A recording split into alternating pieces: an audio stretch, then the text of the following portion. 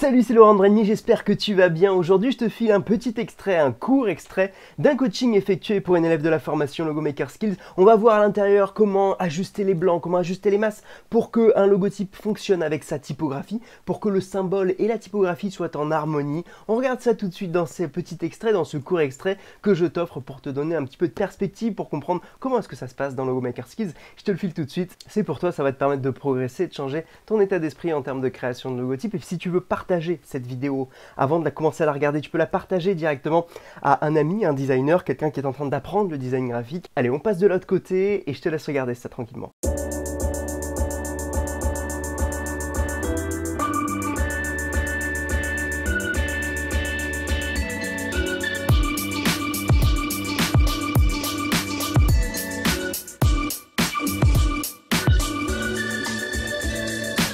L'atelier pour Amandine qui a repris donc plusieurs coachings pour approfondir son savoir et pour approfondir cette partie qu'elle avait déjà commencé à faire et pour aller plus loin dans la géométrisation du logotype de l'atelier. Et je lui avais déjà suggéré des choses, donc elle a commencé, elle a continué à les faire. C'est très bien Amandine, c'est un super retour que tu me fais là. Juste, je vais te préciser certaines choses. Alors hop, ça c'est des petits tests que moi j'ai fait juste avant d'entrer dans ce retour. Alors, j'ai regardé comment est-ce que tu as procédé, c'est très bien. J'ai juste précisé, je voulais juste bien préciser que tu te sois basé sur une grille. Qu'est-ce que j'entends par là? Je crois que tu as fait donc tes cercles un petit peu du coup directement visuellement tels que tu les vois là. J'ai essayé d'aller voir si en fait les épaisseurs et la largeur entre deux cercles hop, étaient similaires. Et je crois qu'a priori ça a été fait. Si je ne me trompe pas à quelque chose près, non, alors voilà, c'est ce qu'il faut voir en fait, l'épaisseur qui est ici, tu vois, entre deux cercles doit être exactement la même que celle-ci. Donc en fait, tu as deux types d'épaisseur. Tu as une épaisseur de type séparation et une épaisseur de type plein. Une épaisseur de type vide et une épaisseur de type plein. Les pleins doivent être tous de la même épaisseur et les vides doivent être tous de la même épaisseur, des mêmes ouvertures. Ça, c'est ce qui va te permettre de donner de la stabilité à ton tracé. Là, ce que tu as fait, c'est déjà très bien, mais je te réinvite à retravailler la même chose en utilisant une grille de composition sur laquelle tu vas baser ton tracé, de manière à ce que tes tracés soient égaux en termes d'épaisseur et qu'ils soient exactement structurés. Alors pour aller créer une grille, à ce moment-là, je t'inviterai à aller directement dans le panneau hop, ici affichage, grille, afficher la grille, ok. Et là, ce que tu vas faire, c'est que tu vas te baser sur la grille qui est affichée ici. Tu pourrais retravailler les pas directement de ta grille, mais déjà, tu pourrais commencer à te baser sur cette grille-là pour faire ce tracé-là. Je t'inviterai directement, et je vais le faire en dessous, à copier-coller ce système-là, boum. Là, je suis vraiment dans la précision, hein, ok. C'est vraiment pour que tu approfondisses un maximum. Je vais pousser ton symbole ici, qui est très bon. Hein. Au passage, tu verras, ça va pas changer énormément.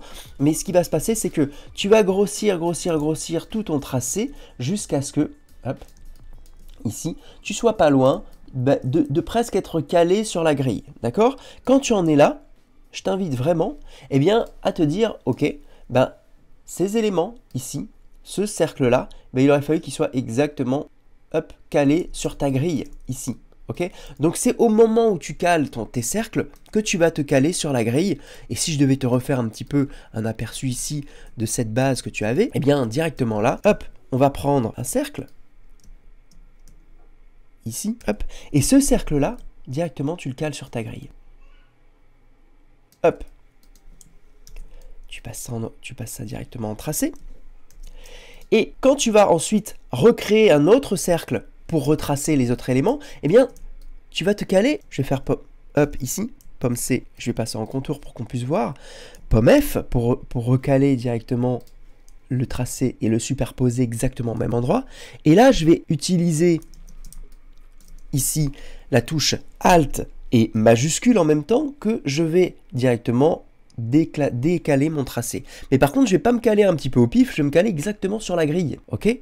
Quand tu as fait ça, tu peux refaire la même chose, pomme C, pomme F, et te recaler encore une fois sur la grille. Avant de faire ça, j'ai été un peu vite, je vais te conseiller de faire affichage, magnétisme de la grille. C'est ce qui va te permettre en fait, à chaque fois que tu traces quelque chose, eh bien de te caler automatiquement, tu vois, poum, j'ai pas à forcer, à me dire est-ce que je suis bien tracé, je suis bien calé sur le truc. Non, je peux directement dupliquer les formes, je refais pomme C, pomme F, Alt et majuscule, je prends directement ici et poum, ça se recale directement à cet endroit-là, d'accord? Et tu peux faire ça tout au long directement de ton 3C, pomme C, pomme F, boum, c'est ce qui va te permettre du coup de récupérer pomme C, pomme F, Alt majuscule, poum, et là tu commences à tracer directement, et c'est là que tu vois que cette forme-là, eh bien il va falloir que tu la cales entre ces deux éléments-là, tu vois, ici. Et même principe pour tout le reste de ta composition. Si tu veux aller plus loin en création de logotypes, si tu veux augmenter la qualité de tes créations, apporter plus de valeur à tes clients, te sentir peut-être plus légitime à vendre des prestations haut de gamme, à avoir un design mature, pur, structuré et intemporel que les clients qui sont prêts à payer le prix fort sont prêts à acheter. Si tu veux aller plus loin dans toutes ces considérations, je te laisse intégrer directement la masterclass offerte, les 7 piliers pour obtenir les réflexes créatifs des designers de logotypes qui facturent 3000 € et plus. Grâce à cette masterclass offerte, tu vas prendre conscience du marché du design, tu vas prendre conscience de comment est-ce que fonctionnent justement les logotypes qui marchent et les logotypes qui ne marchent pas. Si tu veux obtenir plus de légitimité, plus de savoir-faire, être plus pointu dans ton approche de création de logotypes, eh bien cette masterclass est faite pour toi. Je te laisse t'inscrire directement sur le lien qui est autour de cette vidéo et on se retrouve de l'autre côté.